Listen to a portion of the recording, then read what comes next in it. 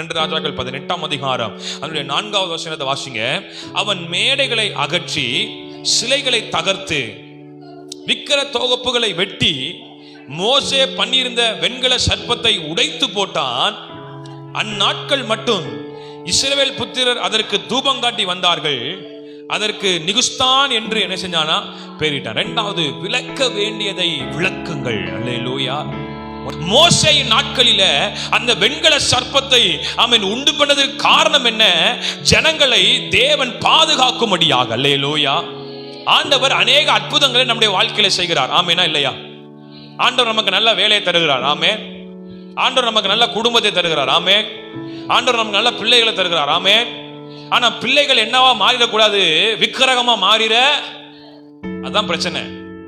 அங்க வெண்கல சர்ப்பம் இஸ்ரவேல் ஜனங்களுக்கு யார் யாரெல்லாம் அந்த வெண்கல சர்ப்பத்தை நோக்கி பார்க்கிறார்களோ அவங்க வாழ்க்கையில ஆமீன் தேவன் ஒரு சுகத்தை கொடுத்தார், விடுதலை கொடுத்தார். அந்த பாளையத்துல எங்கும் ஆமீன் தீமை பரவின நேரத்துல யார் யாரெல்லாம் அந்த வெண்கல சர்ப்பத்தை நோக்கி பார்த்தார்களோ அவங்களுக்கு ஆண்டவர் ஜீவனை மறுபடியும் தந்தார்.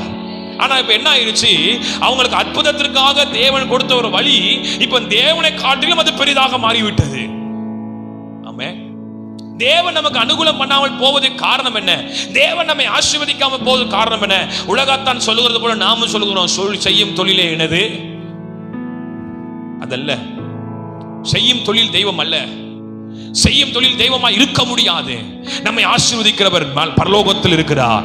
நம்மை ஆசீர்வதிக்கிறவர் வானத்தையும் பூமியும் உண்டாக்கினவர். நம்மை ஆசீர்வதிக்கிறவர் சர்வ வல்லமை உள்ள தேவன். அவர் நம்முடைய வாழ்க்கையில ஜீவனை தந்தவர்.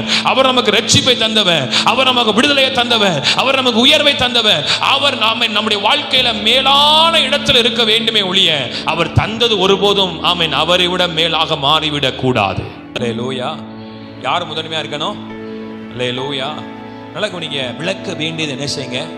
ஆண்டவரை விட எது உங்க வாழ்க்கையில முக்கியமா இருந்தாலும் சரி, இன்னைக்கு சொல்லுங்க, ஆண்டவரே அவைகளை இயேசுவின் நாமத்தினால் என்னை விட்டு என்ன செய்றேன்? விளக்குகிறேன் ஆண்டவர். அல்லேலூயா. வெண்கல சர்ப்பத்தை உடைத்து போட்டான். எசேக்கியா செஞ்ச காரியத்தை கவனிங்க. ஆண்டவரை விட எதுவுமே அவருடைய இடத்தை பிடிக்கிறதுக்கு எசேக்கியா அனுமதிக்கவில்லை. அல்லேலூயா. இன்னைக்கு நமக்கு ஆண்டவரை விட எது பெருசா பெறுது? ஆமா, சில நேரம் பிள்ளைங்க பெருசா பெறுது. சத்தியத்தின்படி நம்முடைய ஆமேன் வார்த்தையை ஆமேன் சொல்லும் போது ஆமேன் சில நேரம் நம்முடைய என்ன சொல்றது இருதய ஆமேன் ஆமேன் கடினமே நமக்கு பெருசா போயிருது. அல்லேலூயா. ஆமா, சில நேரம் நம்ம அதை ஏற்றுக்கொள்கிறது இல்லை. ஏன்?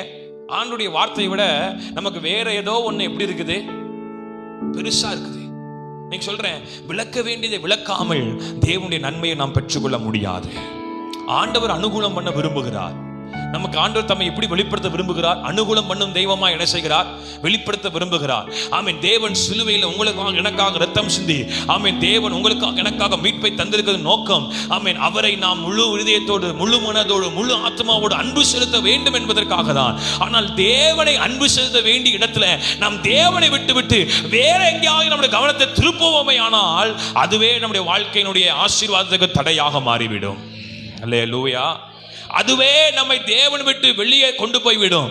அதுவே நம்முடைய வாழ்க்கையில விக்கிரகமாய் மாறிவிடும். அதுவே நாம் தேவனுடைய சித்தத்தை செய்ய விடாதபடி நம்மை தடுக்கிற தடுச்சவராய் மாறிவிடும். ஆமென்.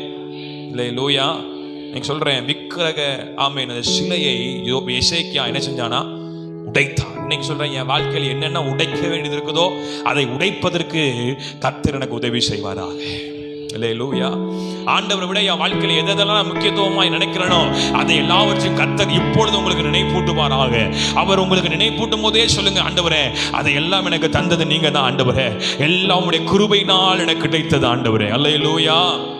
எல்லாம் யாருடைய ஈவு, யாருடைய கிருபை, யாருடைய தயவு? அவருடையது. அப்ப விளக்க வேண்டியது என்ன செய்யணும்? விளக்கணும்.